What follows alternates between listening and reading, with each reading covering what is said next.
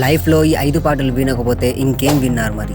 Life అంటే ఏంటో తెలుసుకోవాలన్నా లేదా లైఫ్ని తీసుకుని సీరియస్ అవ్వాలన్నా అయితే మీరు ఈ 5 పాటలు వినాల్సిందే. And last number 1 SP Balasubrahmanyam గారు పాడిన పాట వింటే మీకు నిజంగానే గూస్ బంప్ వచ్చేస్తుంది. కింద పడుతూ ఉన్నా పైకి పరుగు తీసి అలలతో పోటీ పడి చేరాలి కలల కడలి. బరువు అనుకుంటే బరువు, సులువు అనుకుంటే సులువు, బ్రతుకెలా ఉండాలో నువ్వే తేల్చుకో.